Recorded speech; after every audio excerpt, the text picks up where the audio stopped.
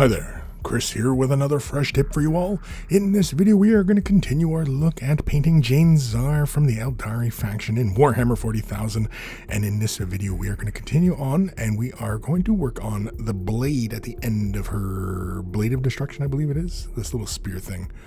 To get us started, we're going to use some silly putty. This is a yellow brand kind of silly putty. You can see it's actually well used, there's little speckles of stuff in it, but with this, we're just basically going to mask off some of the areas here, just in case we're watching out for some overspray and such. We're going to use some titanium white, quinacridone red, yellow iron oxide as transparency, and we're going to use a renegade chrome, spraying at around 25 psi.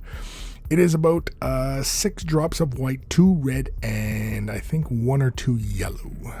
It's kind of just mixing it to the eye. We've been keeping our ratios pretty simple as we've worked our way around this model. And as you can see, we are simply going to apply pretty much just a base coat down on top of this area. Now, you may or may not recall that this model was given a prime of Stynel Res. I do believe it was a white Stynel Res.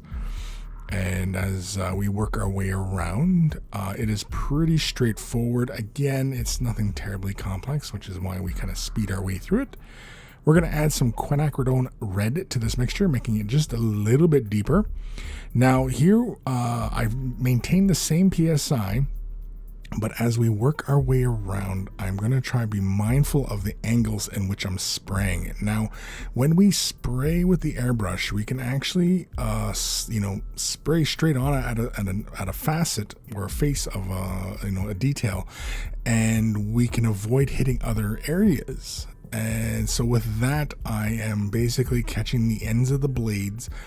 On the main face of the blade itself, we are going to have to mask it. And for that, I'm just going to use some more silly putty.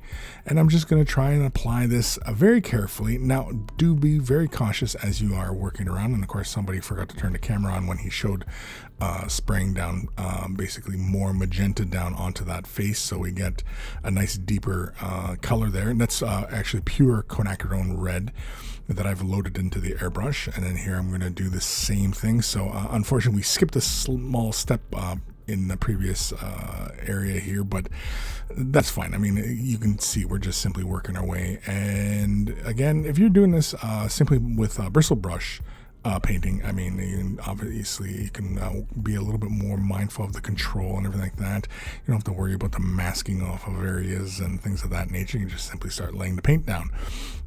Usually I'm just demonstrating here that I'm also painting it on both sides, so that doesn't seem like we're just painting just one side of this thing. Quinacridone red is next. We're going to slap a little bit onto our palette. We're going to take a very generous amount of water, turning it into a glaze. Now, our previous airbrush layer was pure quinacridone, but this is just to build up and just get a solid color. And of course, anywhere we missed with our masking and where we had previously laid color, this is where our opportunity to correct. You can see at the very end of that detail there, that's a little bit of white primer still showing through some of the little nooks and crannies in behind the blades and stuff like that. This facet here where this little swirly detail is needs to go a little darker.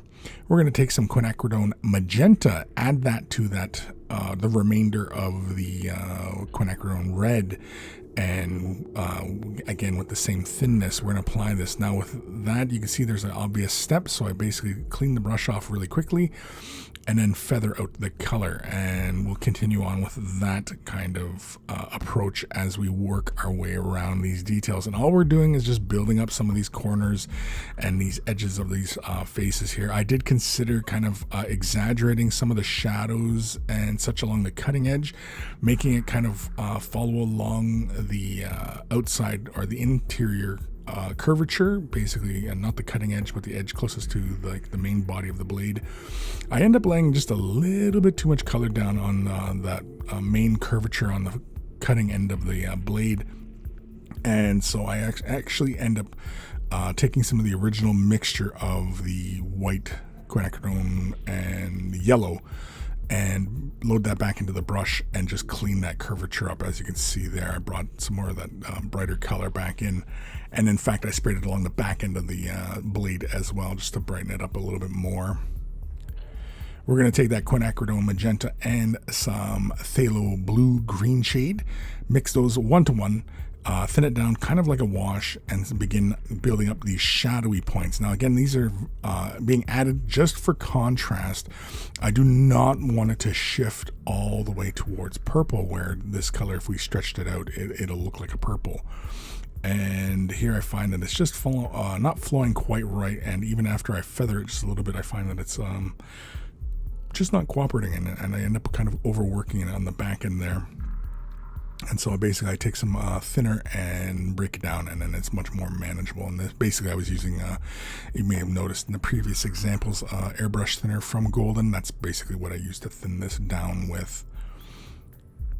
Could have also used the Golden matte medium as well, as that's proven to be quite useful, especially when using those paints in this fashion. Next, I'm going to take a little bit of carbon black. I throw a little dollop onto the palette, but then I grab my brush and take just a tiny amount into my brush and mix it into the remainder of what's on the table there, and then thin it down with a generous amount of water, and then just begin to clean up some of these edges here and kind of reestablish some of these really dark transitions. It pushes it down pretty far, and it kind of starts to lose a bit of the saturation. It stops feeling a bit like what we've established elsewhere on the model. But I figured, we're okay as far as, overall theme and everything like that, and remaining within our color scheme on this model, as we're kind of just making it up as we go, as I'm not following any kind of particular color scheme, or I'm just kind of winging it, as it were. And again, in the previous example, I moved outside of just staying within these three colors and adding a bit of white. I figured, well, why not add the black? And so now we're adding black, and as you can see, other details on the model have been treated as such. And here, I'm coming in with this color and just establishing some of those interesting shadow points and everything like that. And it's about 2 glazes, and that's what you see. We're going to use the titanium white, 2 drops of that, and a drop of quinacridone red. Again, we're staying within our chosen colors here of, actually it's 4 drops of white to 1 red. And with this, we're going to build up some highlights here. I'm initially glazing in some of these transitions along these high points in here. And you may or may not notice that I also added some striations into the cutting edge with the deeper colors. And so I decided to continue on with that idea, as I kind of liked the difference in the cutting edge and the main faces of the blade itself. And I actually really kind of enjoyed doing this. And in fact, I kind of think I should have done that from the start and built the color up this way, as I think it would have been a very interesting exercise. And then, not even bothered with using the airbrush. Here, basically, we are doing an edge highlight. I'm just using the side of the bristles with the remainder of the paint. And with this, one thing I will note is when using these golden high flow colors, I draw a little bit into the brush, and then I quickly wipe on my rag, essentially, and I find that pulls enough of the paint out that it becomes very manageable, that you can actually draw with this paint in this fashion. We're going to use pure titanium white, and we are just simply going to follow those little striations as well. We're just making this up.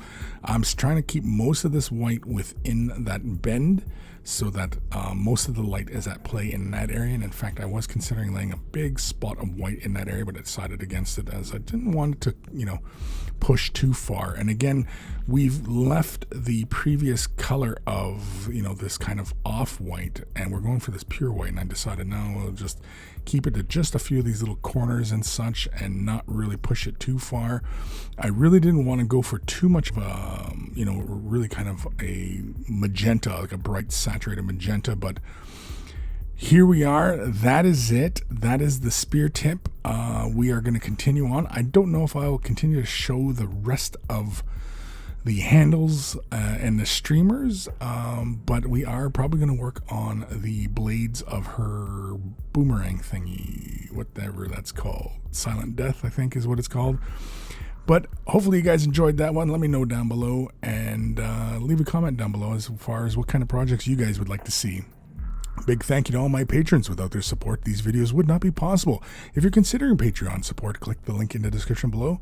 There are varying tiers of support, and just click whatever makes sense to you. And a huge thank you to everybody who does currently support. Take care of those brushes, and they will take care of you.